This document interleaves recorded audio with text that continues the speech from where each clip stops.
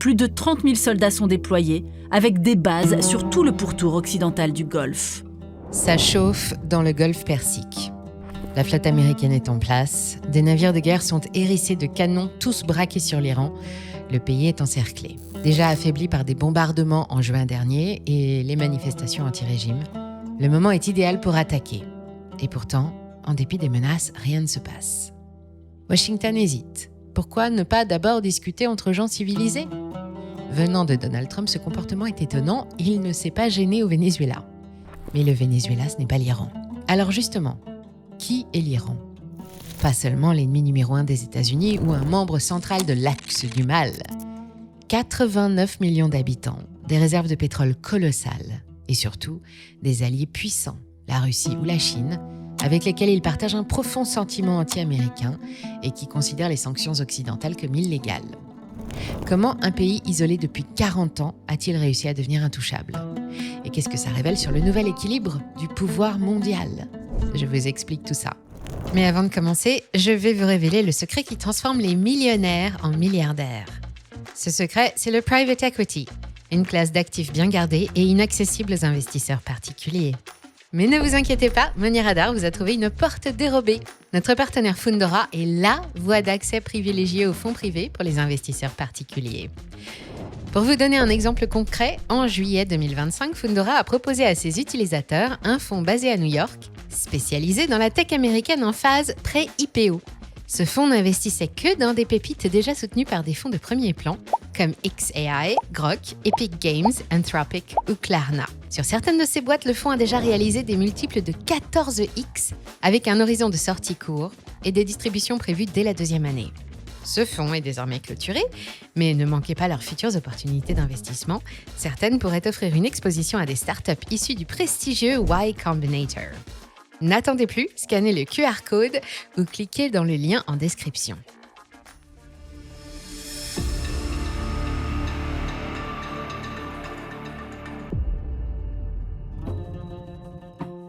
En juin 2025, les États-Unis frappent plusieurs installations nucléaires iraniennes, dont le site de Parchin.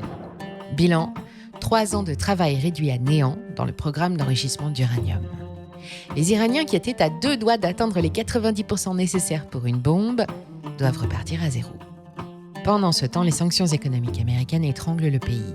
L'inflation oscille entre 30 et 55% par an depuis 4 ans. Aujourd'hui, elle atteint 45%. Le rial s'effondre, les produits de première nécessité deviennent inaccessibles. La population descend dans la rue et se fait massacrer. Depuis le mouvement Femmes, Vie, Liberté déclenché par la mort de Mahsa Amini en septembre 2022, plus de 500 manifestants ont été tués par les forces de sécurité. Selon Iron Human Rights, une ONG basée en Norvège, 20 000 arrestations, des dizaines d'exécutions. Pendant ce temps, le gouvernement multiplie les rencontres diplomatiques. En août 2023, au sommet des BRICS en Afrique du Sud, Téhéran obtient officiellement sa carte de membre d'un groupe qui représente aujourd'hui 52% de la population mondiale. Le 23 octobre 2024, Xi Jinping rencontre le président iranien Massoud Pezeshkian à Kazan, en Russie, en marge du sommet des BRICS et réaffirme sa volonté de développer une coopération stratégique avec l'Iran. Janvier 2025, un accord de partenariat stratégique est signé avec la Russie à Moscou, paraphé par Poutine et le président iranien. L'Iran est une petite économie d'à peine 438 milliards de dollars, sans croissance. Et elle est en sang. Mais malgré ça, elle continue de négocier et elle parvient même à tenir tête à Donald Trump. Comment fait-elle ? Qui est l'Iran ? Mais pourquoi est-il aussi méchant ? D'abord, c'est une théocratie. Ce n'est pas une dictature classique. Dieu gouverne à travers ses représentants sur Terre. Au sommet, un homme, Ali Khamenei, 85 ans, guide suprême depuis 1989. Il n'a pas été élu, il a été choisi par l'Assemblée des experts, un conseil de 88 clercs religieux. Khamenei contrôle tout, l'armée, les services secrets, la justice, les médias. Il y a bien un président de la République, Massoud Pezeshkian, élu en 2024, mais ça c'est pour l'image. Il peut gérer l'économie et la diplomatie, mais les grandes décisions, guerre, nucléaire ou relations avec les États-Unis, tout ça appartient au guide. En dessous, les gardiens de la révolution. 150 à 200 000 hommes actifs, une armée dans l'armée, qui contrôle aussi une bonne partie de l'économie iranienne. Construction, télécom, pétrole, ils sont partout. Leur fortune est estimée entre 100 et 200 milliards de dollars selon certaines sources. Par exemple, depuis 2009, ils détiennent plus de la moitié de la Telecommunication Company of Iran. Chaque appel téléphonique, chaque connexion Internet en Iran enrichit les gardiens. Acheter une voiture fabriquée en Iran remplit aussi les caisses des gardiens.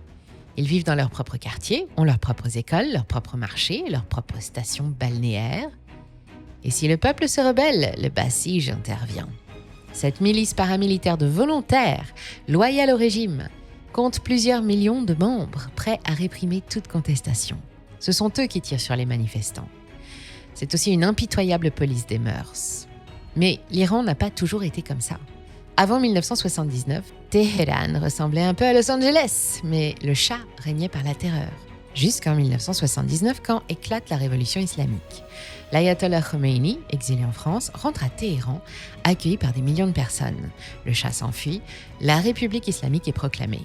Et là, rupture totale. Avant, l'Iran et Israël étaient partenaires. Le Shah échangeait du pétrole à Tel Aviv contre des armes, des technologies agricoles et du matériel de construction.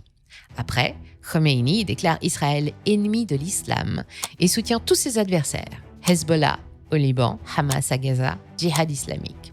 Pour Washington, c'est une trahison. En novembre 1979, des étudiants iraniens prennent en otage 52 diplomates américains pendant 444 jours. Les relations sont gelées depuis. Plus d'ambassades, plus de commerce. Les embargos se sont multipliés. 46 ans de guerre froide pendant lesquels l'Iran a survécu dans son coin. Si vous avez envie de mieux comprendre comment ce type d'événement peut influencer votre patrimoine et vos placements, inscrivez-vous à la newsletter Money Radar. Elle est gratuite et on vous la livre chaque mardi. Au programme, un récap des marchés, l'analyse d'une action prometteuse et le décryptage d'une tendance macroéconomique qui impacte vos finances.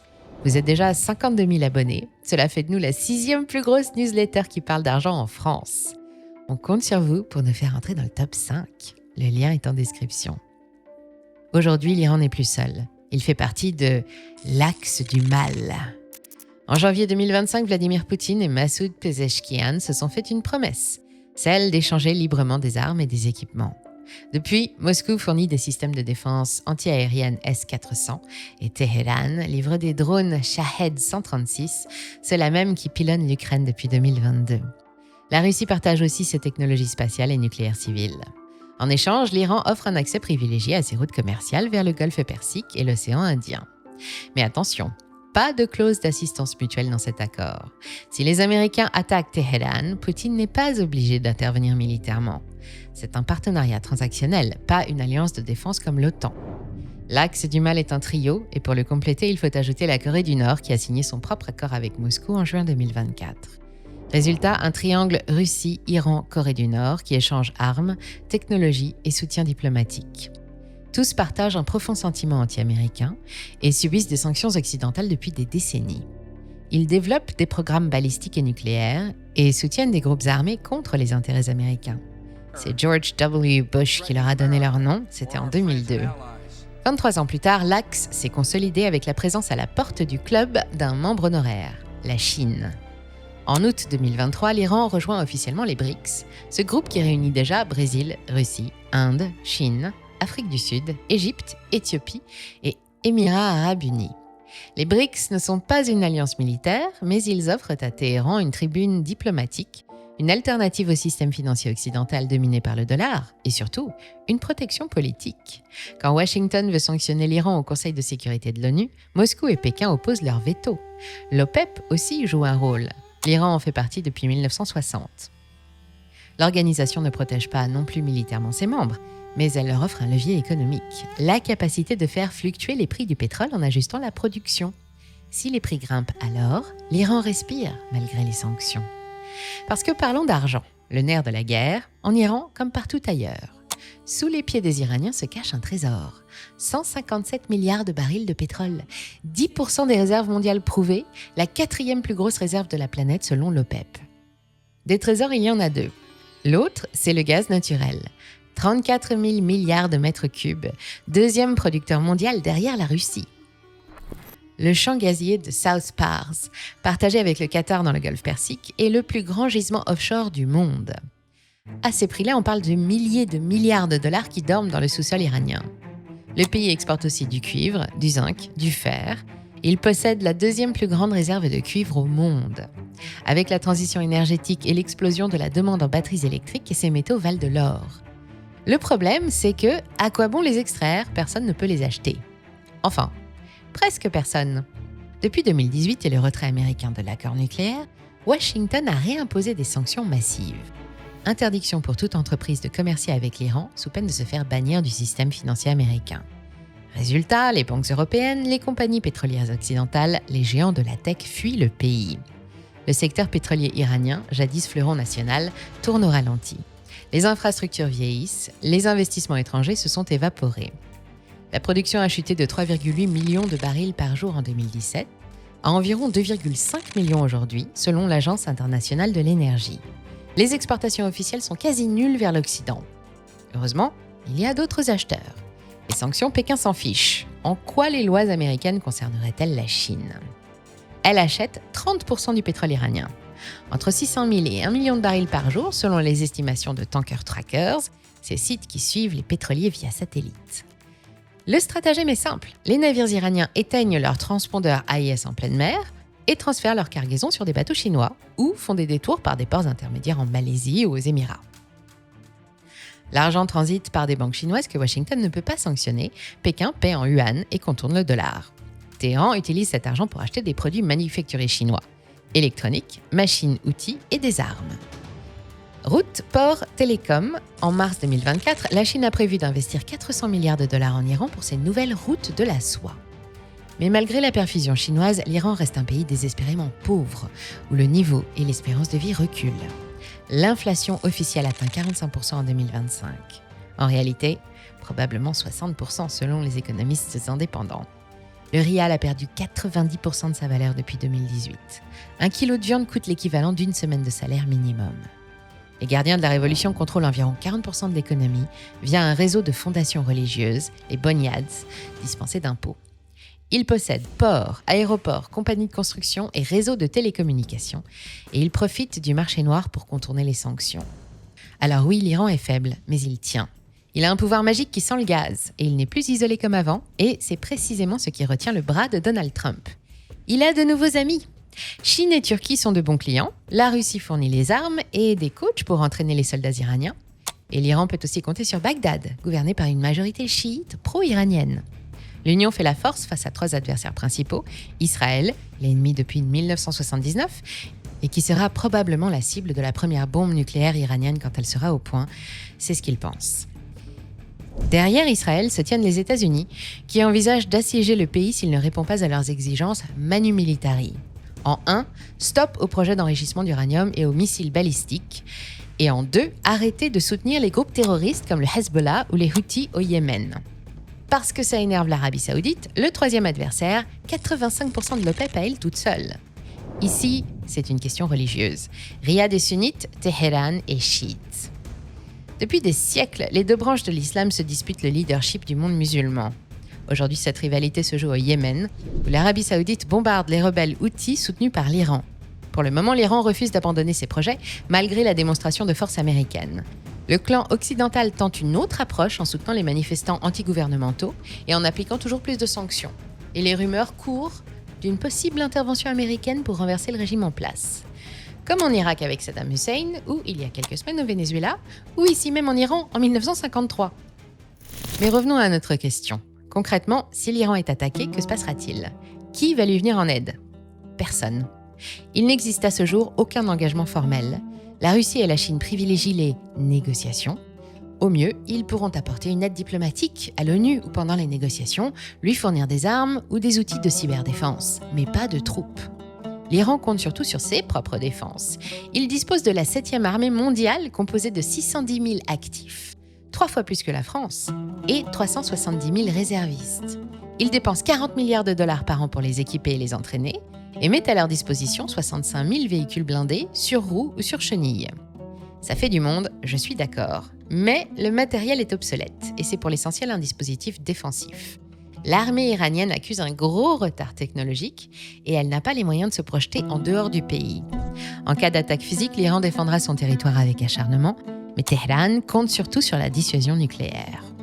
Le programme nucléaire iranien débute dans les années 1950 sous le Shah, avec l'aide des États-Unis, sous une forme civile qui porte le joli nom d'Atome pour la paix. Bushehr est un site civil où tourne un réacteur de conception russe et Natanz, au centre du pays, accueille des usines spécialisées dans l'enrichissement de l'uranium. Relancé après 1979 après la Révolution, le programme atteint en 2025 un enrichissement à 60%, très proche des 90% militaires, avec environ 10 000 centrifugeuses à Natanz et Arak au sud-ouest. Les bombardements de juin 2025 pendant la guerre des 12 jours par Israël et les États-Unis ont détruit plus de la moitié des capacités d'enrichissement. Natanz est ravagé et le stock d'uranium est réduit. C'est bien fâcheux, mais c'est mal connaître les Iraniens. Ça ne fait que retarder le programme de 2 ou 3 ans sans l'arrêter vraiment. Ça laisse du temps pour les négociations, mais à l'heure où je prépare cette vidéo, personne ne veut rien lâcher. Et Donald Trump a promis des mesures traumatisantes si l'Iran s'entête. En attendant, ce que l'Iran nous révèle, c'est que le monde unipolaire dominé par Washington, c'est bel et bien terminé. Désormais, même un pays sous sanctions peut survivre, voire prospérer, s'il sait jouer la carte des nouvelles puissances. Mais avant de partir, n'oubliez pas de vous inscrire sur Fundora pour investir dans les meilleurs fonds mondiaux de private equity. Scannez le QR code ou cliquez sur le lien en description pour vous inscrire dès aujourd'hui.